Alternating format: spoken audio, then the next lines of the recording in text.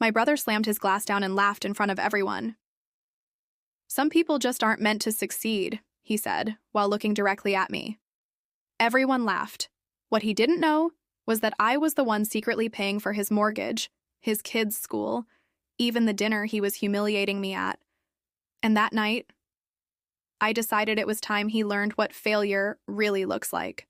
If you've ever been underestimated or mocked by your own family, hit that like button. Subscribe for more real stories where karma takes its time, but always hits hard.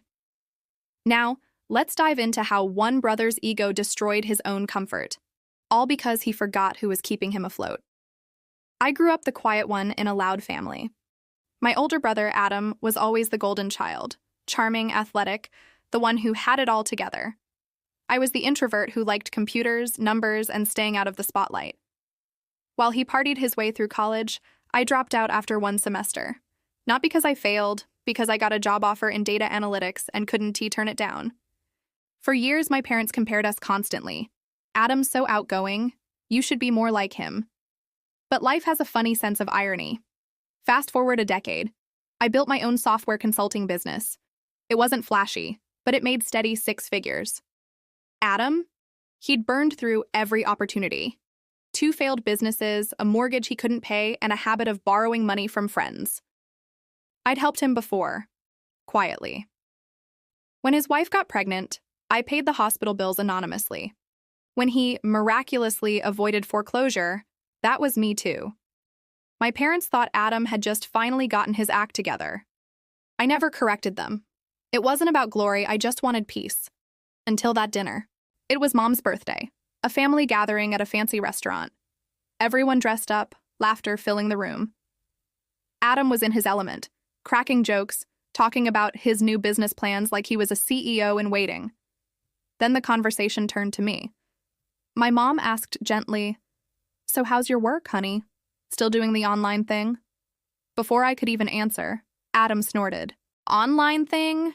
You mean playing with computers in your basement?" The table chuckled. Even Dad smiled awkwardly. My chest tightened, but I forced a polite grin. "It's going well, actually. We just landed a big contract with a medical firm." Adam rolled his eyes. Sure. Big contract. Listen, maybe one day you'll join the real world, huh? Until then, keep chasing that Wi-Fi money." He laughed. The kind of laugh that cuts deeper than any insult. My fork froze halfway to my mouth. I looked around. No one defended me, not even my parents. They just changed the subject like it never happened. That's when something inside me shifted. The humiliation burned hot at first, but underneath it there was this cold clarity.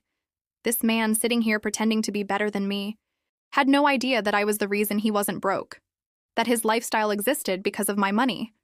I stayed quiet, smiled, paid the bill, like I always did, and went home. But that night, as I looked over my accounts, I made a decision. No more. Over the next few weeks, I slowly untangled every financial string connecting me to Adam. I'd been paying his mortgage through a family trust, so I stopped the transfers. His kids' tuition? I emailed the school and informed them payments would now come directly from the family, not through me. It took less than 2 months for reality to hit him. First came the phone call. "Hey bro, weird thing. My mortgage company says the payment bounced. Can you check on that?" I kept my voice calm. "That's strange, but hey, you're in the real world, right? You'll figure it out." Silence. Then, what's that supposed to mean?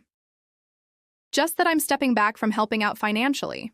You seem to think I'm just playing with Wi-Fi money, remember?" 2 weeks later, Mom called, worried. "Adam says the bank's taking the house. Can you help? Just this once?" I sighed. "Mom, I've already done more than he'll ever know. Maybe it's time he learns to stand on his own." When the house eventually sold, Adam and his family had to move into a rental. My parents were shocked, his wife furious. And Adam? He didn't speak to me for months, but the sweetest part wasn't watching him fall. It was watching him finally grow up. A few months later, he got a real job. A modest one, but steady. He started apologizing, not directly, but through small actions. Texts checking in, birthday cards for mom that didn't ask for money. It wasn't about revenge anymore. It was balance restored. A year later, we all sat at the same restaurant for mom's next birthday. Same table, same waiter. This time when the bill came, Adam grabbed it.